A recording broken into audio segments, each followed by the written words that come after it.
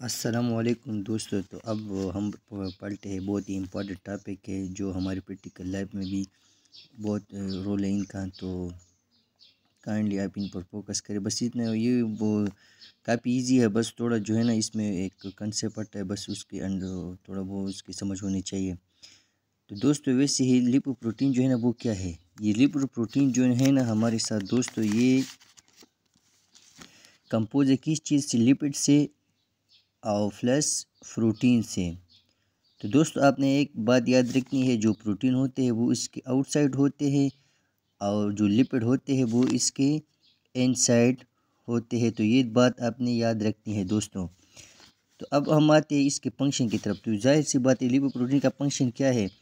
तो ये जो है ना जो लिपिड हमारे साथ है दोस्तों, लिपिड जो है ना वो इनसॉल्यूबल है वाटर में। ये हमने पहले भी पढ़ा था, अगर आपने भी पढ़ा होगा। तो ये इनसॉल्यूबल है वाटर में। तो जाहिर सी बात है हमारे जिस्म को जो है ना लिपिड की ज़रूरत होती है। लिपिड किसके लिए रिक्वायर होता है, सेक्स हार्मोन के रिक्वायर्ड होता है। वैसे और अब बहुत सारी चीज़ सेल मेम्ब्रेन की सेल मेम्ब्रेन की जो मेंटेनेंस शेप है वो उसके लिए रिक्वायर होता है। तो अब हम कंफ्यूज है कि लिपिड किस तरह बॉडी में ट्रांसपोर्ट होता है। तो इसके लिए एक कार होता है, एक व्हीकल होता है, एक कैरियर होता है। इस कैरियर का क्या नाम है दोस्तों, इस कैरियर का नाम है लिपोप्रोटीन। अगर कोई बंदा आपसे पूछे कि हमारे जिस्म में जो है ना लिपिड की जो ट्रांसपोर्ट है प्लाज्मा में वो किस तरह से होती है, वो होती है दोस्तों लिपोप्रोटीन के तहत होती है। अब लिपोप्रोटीन जो है ना वो क्या है, लिपोप्रोटीन जो है ना ये कंपोज है किस चीज़ से, लिपिड जो है ना इसके इनसाइड होते हैं और प्रोटीन जो है ना वो इसके आउटसाइड होते हैं। प्रोटीन जो है ना ये वाटर सॉल्यूबल है, इसलिए इस वजह से इसको लिपिड को इन्होंने ये बनाया हुआ है कि जो लिपिड है ना वो इजीली ट्रांसपोर्ट कर सके ब्लड प्लाज्मा में। तो दोस्तों इन्होंने दिया हुआ है कि लिपोप्रोटीन के है ना बहुत सारे टाइप्स है। लिपोप्रोटीन को जो डिवाइड किया है किस बेस पे डिवाइड किया है, साइज़ की बिना पर डिवाइड किया गया है, शेप की बिना पर डिवाइड किया गया है दोस्तों, डेंसिटी की बिना पर डिवाइड किया गया है दोस्तों। तो आप इन बातों को ज़रा समझिए तो बहुत इजी होगा। जो पस लिपोप्रोटीन जो आता है हमारे साथ वो कौन सा आता है, वो हमारे साथ आता है काइलोमेक्रान। तो दोस्तों एक बात आपने याद समझिए, बस एमसीक्यूज़ में इस तरह आता है कि ज़्यादातर डेंसिटी किसकी होती है, ज़्यादातर साइज़ किसका होता है, ज़्यादातर टैग किस में पाए जाते हैं। तो बस इन तीन चीज़ों को आप जहन में रख के और इंशाल्लाह आपका जो एमसीक्यूज़ है या आपका जो पेपर है वो बहुत आसानी से क्लियर हो जाएगा। तो दोस्तों काइलोमेक्रान को एक बात आप याद रखें, जब भी आप कोई लिपिड मतलब पेट डाइट लेते हो तो इस पेट डाइट में क्या है, वो पेट डाइट जो है ना वो इंटेस्टाइन में चला जाता है। वह जो है ना ये पेट डाइट किस चीज़ में कन्वर्ट होता है, यहाँ पर बनाता है काइलोमेक्रान। ये लॉन्ग प्रोसेस है, ये आप डिटेल में पढ़ेंगे, लेकिन यहाँ पर इसकी कोई इंपॉर्टेंस नहीं है। बस इतना याद रख के जो लिपिड है ना वो बस किस चीज़ में कन्वर्ट होते हैं बॉडी में, वो कन्वर्ट होते हैं काइलोमेक्रान में। तो दोस्तों आपने काइलोमेक्रान के बारे में एक बात याद रखनी कि काइलोमेक्रान जो है ना वो हमारे साथ इसकी साइज़ जो है ना वो सबसे ज़्यादा हाई साइज़ किसकी है, काइलोमेक्रान की है दोस्तों। तो ये बात आपने समझनी है। दूसरी बात दोस्तों आपने ये समझनी है कि इसकी डेंसिटी सबसे लो है, तो ये सबसे कम डेंसिटी वाला है। तो दोस्तों अब इसका साइज़ ज़्यादा है तो जाहिर सी बात है इसमें जो है ना ट्राइग्लिसराइड भी बहुत ज़्यादा है।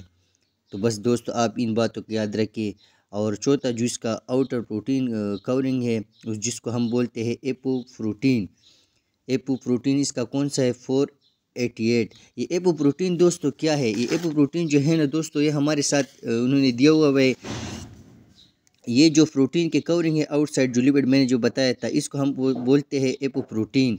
ये प्रोटीन जो है ना ये सेल मेम्ब्रेन की जो recognise cell membrane surface receptor, ये जो रिसेप्टर है ना इसको रिकॉग्नाइज करता है और जो एंजाइम इसमें इन्वॉल्व होते हैं जो लिपोप्रोटीन मेटाबॉलिज्म में, तो इनको ये एक्टिवेट करता है।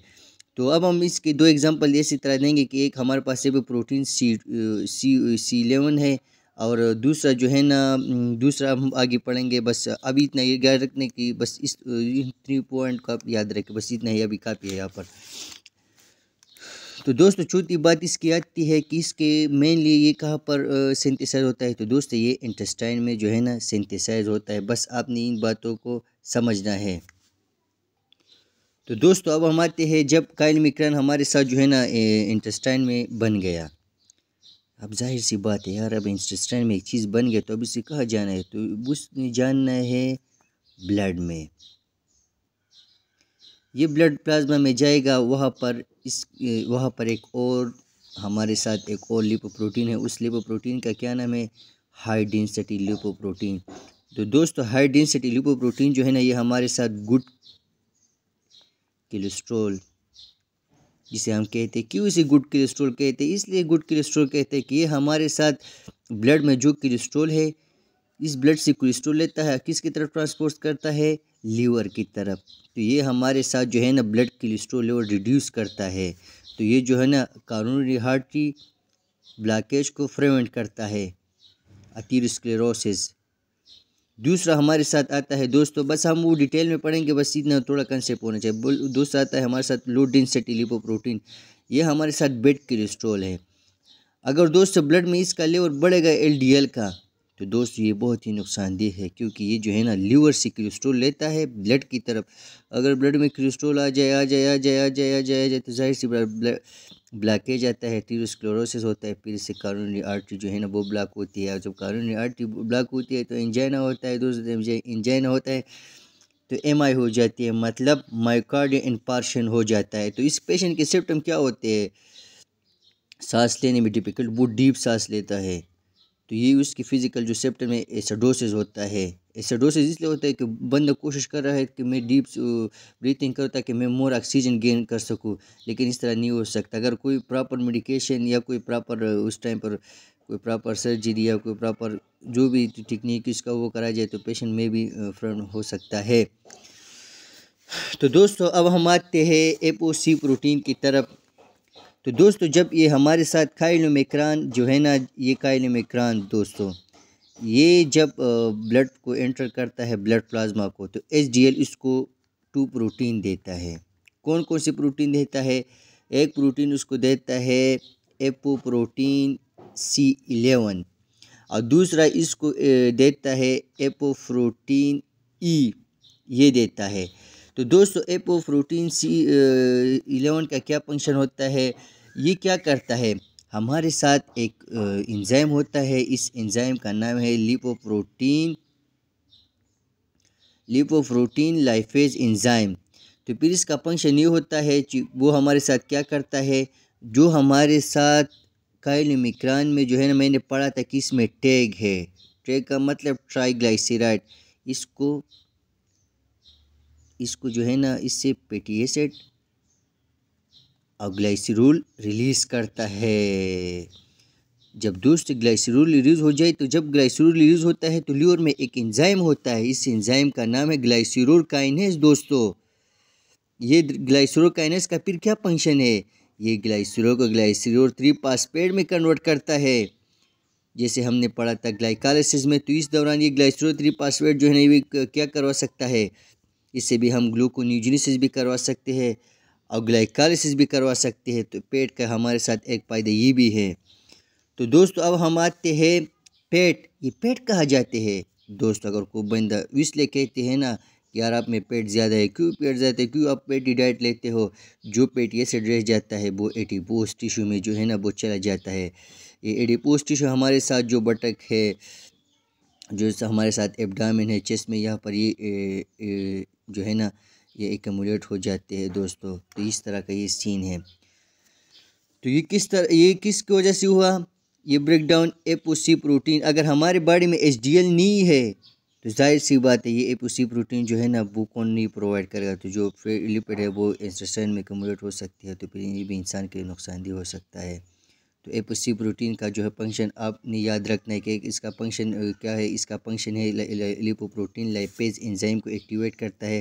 पहले लिपोप्रोटीन लाइपेज एंजाइम का ये फंक्शन ये है कि ये ट्रैक जो है ना ट्राइग्लाइसराइड हमारे साथ स्टोर हो, इसको कन्वर्ट करता है ग्लाइसरॉल में, और फिर ग्लाइसरॉल को जब लीवर जाता है ग्लाइसरॉल काइनेज के एंजाइम से कन्वर्ट होता है किस चीज़ में, ग्लाइसरॉल 3-फॉस्फेट में, और फिर जिसके बाद ये क्या कर सकता है, ग्लाइकोलाइसिस में भी चला जा सकता है और ग्लूकोनेयोजेनेसिस भी करवा सकता है।